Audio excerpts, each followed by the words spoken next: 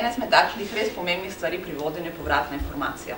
Pri povratni informaciji je ponavadi tako, da v bistvu vodje vedno mislijo, da dajo dovolj povratne informacije, podrejeni pa vedno pravijo, da ne dobi povratne informacije. Tako da povratna informacija je ena taka zelo kočljiva zadeva. In jaz bi danes šla rada z vami skozi 4 tipe povratnih informacij, ki jih v bistvu poznamo pri vodenju. Ena je pozitivna povratna informacija, to vsi poznamo, ko nekdo dela, mu rečeš, da super dela, ga pohvališ, mu poveš, da je naloga dobro opravljena, se pravi, daš povratno pozitivno informacijo o delu, ki ga je opravil. Potem seveda poznamo tudi drugo, tako negativno povratno informacijo, to tudi vsi poznate, imate včasih kakšnega zaposlenega, ki kakšno nalogo ne opravi najbolje in takrat seveda mu date negativno povratno informacijo. Potem poznamo tretjo obliko informacije, povratne informacije, za katero sem jaz prepričana, da jo najbolj pogosto uporabljate in to je konstruktivna povratna informacija. V tem primeru pa dejansko osebi poveste ne samo, kaj dobro dela, ji poveste tudi, kaj slabo dela in seveda, kaj mora tudi izboljšati, se pravi, kaj naj počne drugače. Se pravi, konstruktivna je zaradi tega, ker potem ji date neko povratno informacijo, kaj naj počne drugače, kaj naj dejansko izboljša. Zelo pomembno pri konstruktivni povratni informaciji, pa mislim, da imate že kar nekaj izkušenj na tem področju, veste, je, da določenih besed ne smete uporabljati. Recimo besede ampak.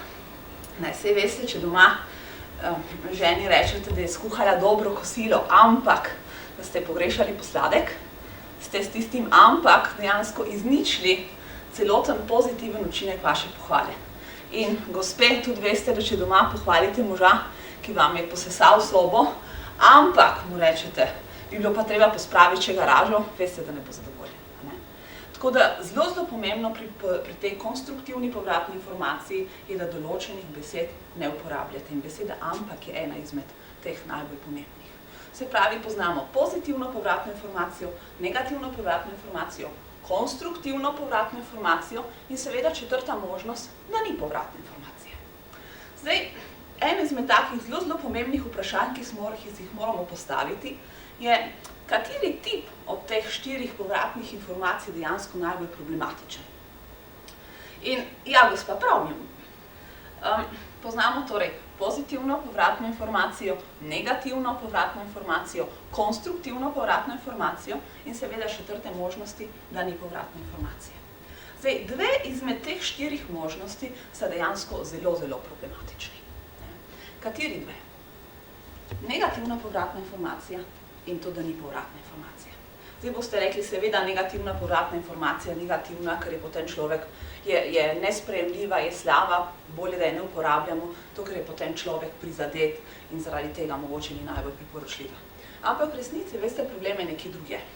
Glejte, pri pozitivni povratni informaciji ti človeku poveš, kaj dela dobro in mu daš neko implicitno navodilo. To počni še naprej, to imam rada, to delaj še več. Pri konstruktivni povratni informaciji poveš osebi tudi, kaj ne dela dobro, ampak mu tudi poveš, kaj ne počne. Se pravi, glej, ta računalnik si slabo čistil, da jo čistega na takšen način. To se pravi, oseba ve, kaj naj počne v obeh primerih. Pri pozitivni ne počne to, kar je počela zdaj, pri konstruktivni mu pa daš neko povratno informacijo, kaj zdaj naj počne.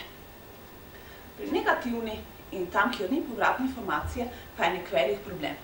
Oseba ne ve, kaj naj počne. Pri negativni ve, da to, kar je do zdaj počela, ni bilo v redu, ker ste se razjezili na njo, ste jo nadrli, ste bili pač čisto iz sebe ali pa čisto, bom rekla, zelo umirjeno ste povedali, da niste zadovoljni. Pri tam, kjer pa ni povratne informacije, pa dejansko oseba v nekem limbu. Ne ve zdaj, a dobro dela ali slabo dela.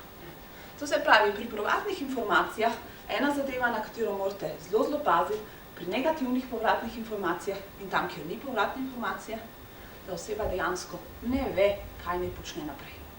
Ta nepredvidljivost, to, da vi dejansko ne veste, kaj bojo ljudje počeli, da oni sami ne vejo, kaj vi želite, da počnejo, to je pa tisti največji sovražnik v poslu. Ne to, da nekaj slabo naredijo, ampak to, da vi ne znate predvidevati, kaj bojo oni naredili.